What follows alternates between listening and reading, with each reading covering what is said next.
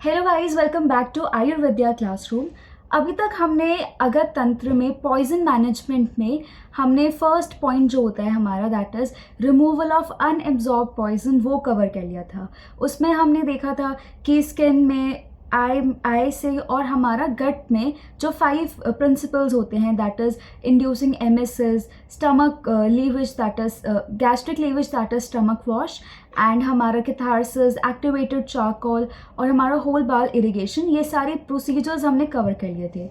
अब हम poison management के फर्दर प्रोसीजर्स जो होते हैं दैट इज़ हमारा सेकंड पे आता है यूज़ ऑफ एंटीडोट्स, जो हम डिफरेंट पॉइजन्स के लिए डिफरेंट एंटीडोट्स यूज़ करते हैं वो। उसके बाद आता है हमारा रिमूवल ऑफ एब्जॉर्ब्ड पॉइजन, जो पॉइजन हमारा एब्जॉर्ब हो गया है उसको हम कैसे रिमूव कराते हैं। एंड थर्ड एंड लास्ट आता है हमारा सिम्टोमेटिक मैनेजमेंट, जो सिम्टम्स हैं उनको हम कैसे मैनेज करते हैं। So let's start with use of antidote. Antidote क्या होता है? कोई भी वो सब्सटेंस जो हमारे पॉइजन्स के इफ़ेक्ट को न्यूट्रलाइज करे या काउंटर एक्ट करे उनके इफ़ेक्ट्स को, और हमारी बॉडी पे भी वो ज़्यादा हार्म ना प्रोड्यूस करे। तो substances used to counteract or neutralize the effects of poison without causing appreciable harm to the body is known as antidote। ठीक है, तो इसके क्लासिफिकेशन ये 3 मेजर टाइप्स के होते हैं, फिजिकल, मैकेनिकल या नॉन स्पेसिफिक। फॉर एग्जांपल अगर किसी ने ग्लास कंज्यूम कर लिया है तो उसको हम बनाना वगैरह दे देते हैं ताकि वो बल्क बनाए और फिर वो इजीली हमारी बॉडी से निकल जाए, तो ये नॉन स्पेसिफिक होते हैं या कोई फिजिकल हमारे एंटीडोट्स होते हैं जो पर्टिकुलर किसी पॉइजन के लिए स्पेसिफाइड नहीं होते हैं।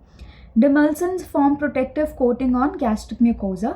एग्जाम्पल मिल्क हो गया, स्टार्च हो गया, एग एल्ब्यूमिन हो गया, ठीक है, एंड बनाना हो गया। ये सारे क्या है? बल्की फूड होते हैं, तो ये हमारे स्टमक पे एक प्रोटेक्टिव लेयर बनाते हैं, इसलिए हम इन्हें डिमल्सन्स बोलते हैं। उसके बाद आता है केमिकल, न्यूट्रलाइज और oxidise the poison to form non toxic compound. तो ये केमिकल हमारे एंटीडोट्स मतलब केमिकल कैटेगरी में जो आते हैं वो या तो हमारे पॉइजन को न्यूट्रलाइज करेंगे या उनको ऑक्सीडाइज कर देंगे और उनको टॉक्सिक से नॉन टॉक्सिक सब्सटेंस में कन्वर्ट कर देते हैं। जैसे कि KMnO4 जो है वो ऑक्सीडाइजिंग एजेंट है, तो वो एल्कोलॉइड्स के केस में हम यूज़ करते हैं। सोडियम हाइड्रोजन कार्बोनेट जो है it is given in strong acid poisoning instead of strong base, as strong acid strong base neutralisation plus heat in very large amount. तो ये हो गए हमारे केमिकल वाले। फिर आते हैं फिजियोलॉजिकल या फार्माकोलॉजिकल, चलेटिंग एजेंट्स हो गए BAL, EDTA, इनको हम अभी डिटेल में पढ़ेंगे। सो सबसे पहले आता है on the basis of mode of action, मतलब अब हम सारे एंटीडोट्स को उनके एक्शन के बेसिस पे क्लासिफाई कर रहे हैं। सबसे पहले आता है इनर्ट कॉम्प्लेक्स फॉर्मेशन।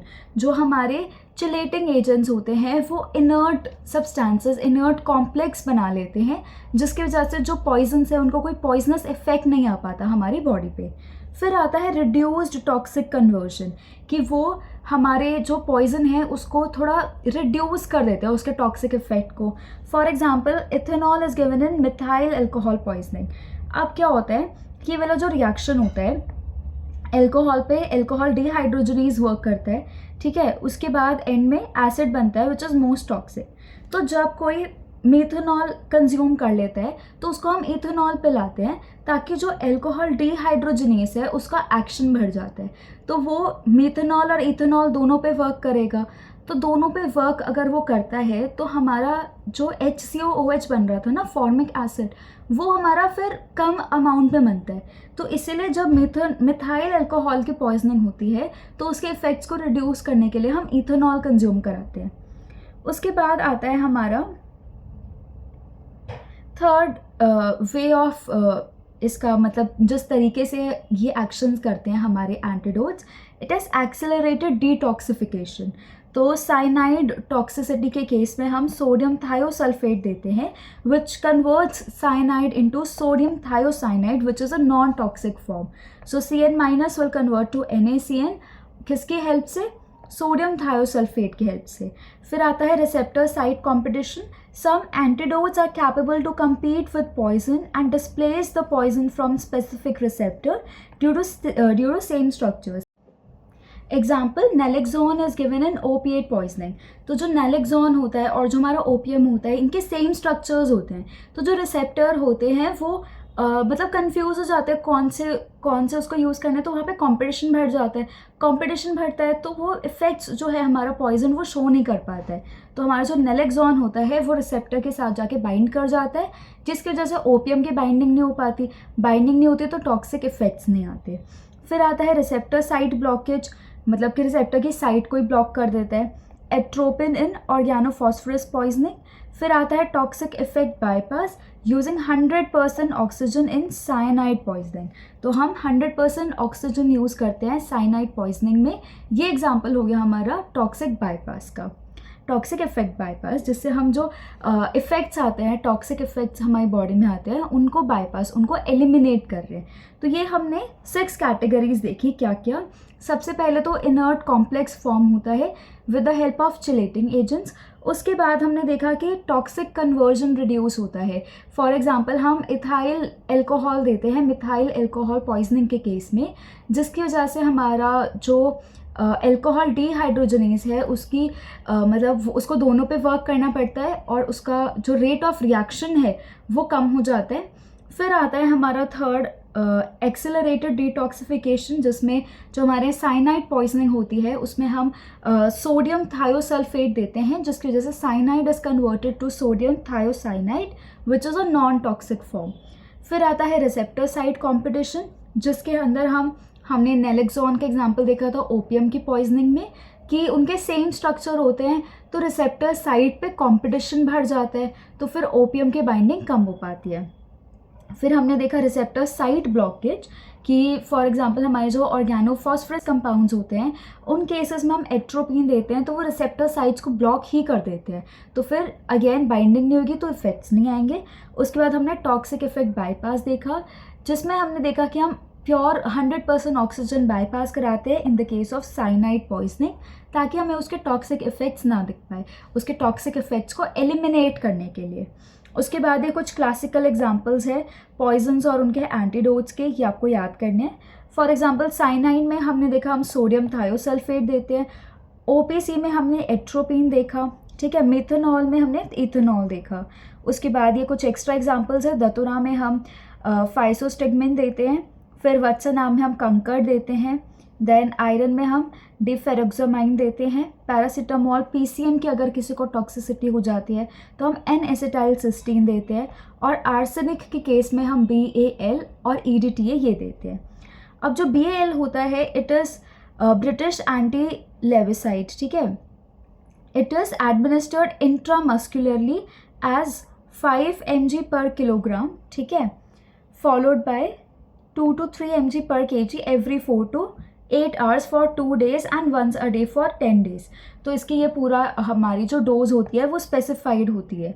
तो हमने पॉइजन्स, क्लासिकल पॉइजन्स देखा। सबसे पहले हमने साइनाइड में हम क्या देते हैं, सोडियम थायोसाइनाइड। फिर हमने देखा OPC ऑर्गेनोफॉस्फोरस कंपाउंड्स में हम क्या देते हैं, एट्रोपिन।